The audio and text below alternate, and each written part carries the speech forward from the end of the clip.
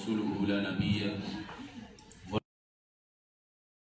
أصدق الحديث كتاب الله وخير الهدي هدي محمد صلى الله عليه وسلم شر الأمور محدثاتها وكل محدثة بدعة وكل بدعة ضلالة وكل ضلالة في النار يقول جل في أولى اليوم أكملت لكم دينكم وأتممت عليكم نعمتي ورضيت لكم الإسلام دينا ويقول عليه الصلاة والسلام عليكم بسنتي وسنة خلفاء الراشدين المهديين عضوا عليها بالنواجذ صدق الله العظيم وصدق رسوله الكريم أما بعد. Bapak Ibu sekalian jamaah salat tarawih yang dimuliakan Allah Subhanahu wa taala. Kemarin kita berbicara tentang kemuliaan ataupun keutamaan daripada qiyamul lail ataupun salat tarawih dan witir. Malam ini insyaallah kita akan sampaikan sedikit tentang sifatu salatin Nabi sallallahu alaihi wasallam bil lail. Jadi sifat salatnya Nabi Muhammad sallallahu alaihi wasallam di malam hari. Bagaimana beliau salat tahajud, qiyamul lail di malam hari, dan bagaimana beliau berwitir. Secara umum disebutkan di dalam hadis yang diriwayatkan Imam Muslim dalam sahihnya, kana min amrihi Nabi sallallahu alaihi wasallam ayyutira fi awwali lail wa awsatihi wa akhiri. Jadi dari perbuatan yang dikerjakan oleh Nabi Muhammad sallallahu alaihi wasallam tentang salat witir, itu beliau pernah berwitir di awal malam dan pernah berwitir di pertengahan malam dan pernah berwitir di akhir malam, wa yantahi ila sahab, dan selesai di waktu sahur. Jadi selesai witirnya beliau di waktu sahur. Kemudian Imam Nawawi rahimahullah menafsirkan dan mengomentari hadis Muslim tersebut bahwasanya fi akhiri amrihi sallallahu alaihi wasallam, perkara terakhir yang diajarkan dan dibiasakan oleh Nabi Muhammad sallallahu alaihi wasallam adalah ayyutira fi akhiril lail, yaitu berwitir di sepertiga akhir malam.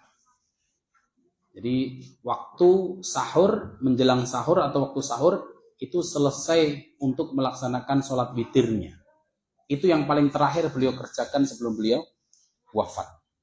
Tapi ala kulli hal, pada intinya mana yang mudah bagi kita untuk melaksanakannya, maka semuanya boleh dan longgar. Tapi kalau menjadikan waktu witir itu di akhir malam, sepertiga akhir malamnya di waktu sahurnya, maka itu lebih baik. Hanya saja kemarin kita sampaikan tentang sholat tarawih dan keutamaan tarawih bersama imam, dan selesai sampai salam bersama imam itu memiliki kemuliaan apa? Ka'anna maqamal laila kullah, seperti sholat satu malam suntuk. Kutibalahu qiyamul lailah, ditulis pahalanya seperti sholat malam satu malam suntuk. Kan berarti mulia juga. Maka momentumnya ketika kita sholat tarawih Ramadan, ya sholat tarawih bersama imam sampai selesai witir, dan itu tertulis seperti sholat malam semalam suntuk. Mudah-mudahan Allah terima amal kita selama di bulan Ramadan. Kemudian min hadihi Nabi SAW atau min sifati salatihi, sifat salat beliau yang disebutkan oleh Imam Bukhari dan Muslim dalam sahihnya dari Ibnu Mas'ud radhiyallahu taala anhu, salaitul laila ma'an Nabi sallallahu alaihi wasallam, aku pernah salat malam bersama Nabi Muhammad sallallahu alaihi wasallam, wa qad hamamtu bi amri su'in, aku hampir melakukan dan berniat keburukan. Jadi aku sudah meniatkan keburukan. Kemudian intinya Ibnu Mas'ud, beliau sholat sama Nabi sampai terakhir. Setelah selesai sholat, Ibnu Mas'ud mengatakan, ya Rasulullah, wahai Rasulullah, hamamtu bi amri su', tadi aku hampir meniatkan keburukan dalam sholat.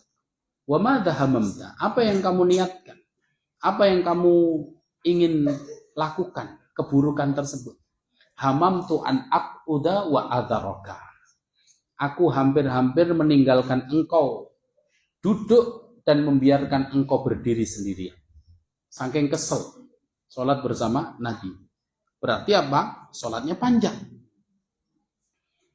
Dan Rasulullah SAW min hadihi kana yusalli aw la yazidu, dalam sahih disebutkan an ihda asyrati rak'ah fi Ramadan wa fi ghairi Ramadan. Dan kebiasaan yang paling biasa beliau lakukan sholat malam itu tidak lebih dari 11 rakaat baik di dalam bulan Ramadan atau di luar bulan Ramadan. Jadi di luar bulan Ramadan juga 11 rakaat, di bulan Ramadan juga 11 rakaat.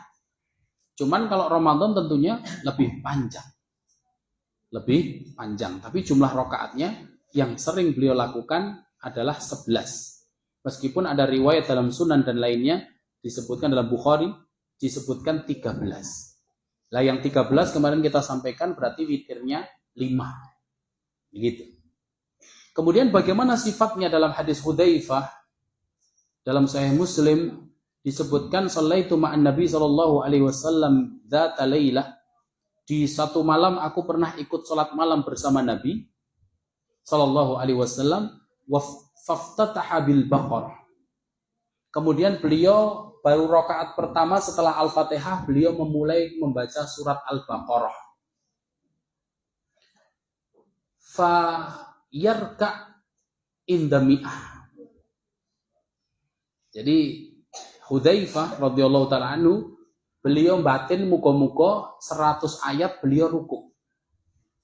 Wastamarra, ternyata Rasulullah melanjutkan bacaan itu, wa yarka ba'dal Baqarah. Mudah-mudahan beliau ruku setelah selesai surat Al-Baqarah.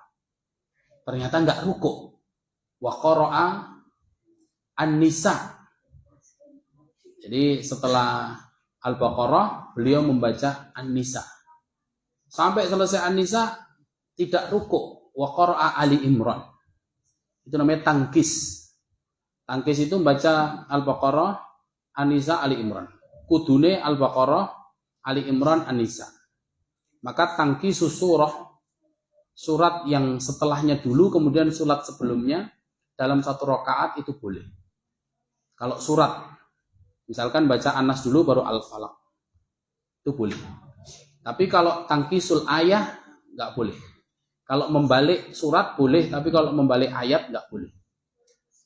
Misalnya minal jinnati wan nas alladzi yuwaswisu fi sudur, nggak boleh.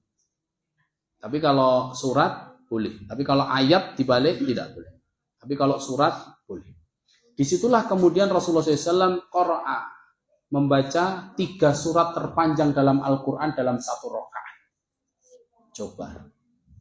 Itu pun beliau membaca wa kana yaqra'u mutarasila. Beliau membacanya tarasul, pelan-pelan. Alif lam mim dzalikal kitabu la raiba fi hudal lil muttaqin. Bacanya mutarasilah, pelan-pelan. Enggak cukup di situ, idza marra bi ayatit tasbih sabbah. Kalau beliau melewati belakang itu. Kalau beliau melewati ayat tasbih, beliau bertasbih. Subhanallah. Jadi mandek maca suratnya, maca ayatnya kemudian bersubhanallah. Wa idza marra bi ayati al-adzab ta'awwad. Kalau melewati ayat-ayat neraka, ayat-ayat azab, beliau ta'awud. A'udzubillahi minan nar. Berlindung dari neraka, berlindung dari azab. Gitu. Jadi tidak cukup baca pelan, melewati ayat tasbih, melewati ayat adab, meminta perlindungan dari adab Allah. Nah itu. Tsumma raka'a, kemudian beliau rukuk. Subhana rabbiyal azim wa kana ruku'uhu qariban min qiyami. Jadi maca 3 surat terpanjang dalam Al-Qur'an tadi, ketika beliau rukuk, kata Hudzaifah, rukuknya hampir sama seperti berdirinya durasinya. Subhanallah. Cara awake dhewe ngantek rukuk tok ngeblak. Jungkel. Subhanallah. Tsumma qala sami Allahu liman hamidah, kemudian sami Allahu liman hamidah wa sajada, kemudian beliau sujud subhana rabbiyal a'la wa kana sujuduhu qariban min qiyam.